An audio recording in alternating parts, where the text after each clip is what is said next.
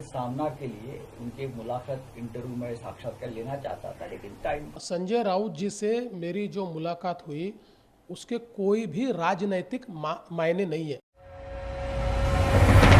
महाराष्ट्र के मुख्यमंत्री देवेंद्र फडणवीस और शिवसेना सांसद संजय राउत के बीच शनिवार को हुई मुलाकात के बाद राजनीतिक सरगर्मी तेज हो गई है। संजय राउत के बाद अब देवेंद्र फडणवीस ने भी मुलाकात को लेकर सफाई दे दी है। फडणवीस ने कहा कि संजय राउत शिवसेना के मुख्य पद पर समाना के लिए मेरा इंटरव्यू लेने आए थे। इस पर चर्चा के लिए हम दोनों के बीच मीटिंग हुई। बैठक में कोई राजनीतिक बात नहीं हुई। देवेंद्र फडणवीस जी महाराष्ट्र के पूर्व मुख्यमंत्री है। 5 साल तक देवेंद्र जी ने महाराष्ट्र में मुख्यमंत्री पद संभाला है। हम उनके साथ काम भी कर चुके हैं। फिलहाल देवेंद्र जी महाराष्ट्र के लीडर ऑफ अपोजिशन है, बीजेपी के वरिष्ठ नेता है। अब बिहार के इंचार्ज बन गए।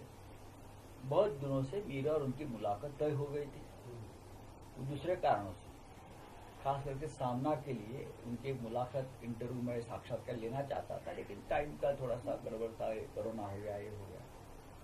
और भी एक महाराष्ट्र में जो कुछ साहित्य विषयक संस्था है, कुछ प्रेस क्लब्स है बड़े, उनका भी ये कहना है कि मैं एक देवेंद्र जी की मुलाकात जाहिर तौर पर लूं, पब्लिक के सामने। तो इस बारे में भी मैं बात कर रहा था कि हम कैसे कर सकते हैं। ये लोगों की एक मांग है कि मैं आपके साथ मंच पर आकर बात करूं। ऐसा है कि हम दोनों कोई दुश्मन नहीं है ना। महाराष्ट्र की राजनीति में कभी व्यक्तिगत दुश्मनी नहीं होती। आइडियोलॉजिकल या कोई भूमिका पर हमारे विवाद हो सकते हैं।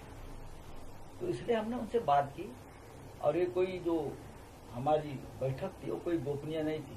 हम कोई बंकर में अंडरग्राउंड नहीं बैठे थे, खुलेआम लोगों के सामने बैठकर बात कर रहे थे। एनडीए के जो मजबूत स्तंभ जो थे वो शिवसेना और अकाली दल थे। शिवसेना को मजबूरन एनडीए से बाहर निकलना पड़ा।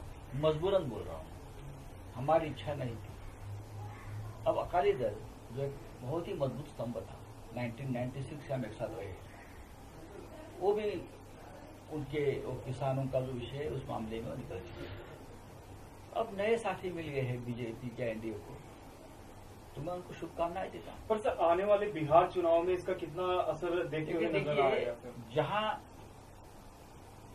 शिवसेना और अकाली दल नहीं है, जिस गठबंधन में, मैं उसको एनडीए नहीं मानता। संजय राउत जी से मेरी जो मुलाकात हुई उसके कोई भी राजनैतिक मायने नहीं है। श्री संजय राउत जी सामना के लिए, उनके न्यूज़पेपर के लिए मेरा इंटरव्यू लेना चाहते थे, और मैंने उसमें कुछ शर्तें रखी थी कि मेरा इंटरव्यू अनएडिटेड होना चाहिए, उसमें मेरा भी कैमरा रहेगा, और उसी की चर्चा करने के लिए हमारा यह तय हुआ कि हम मिलकर चर्चा करेंगे और उसके बाद इंटरव्यू करेंगे।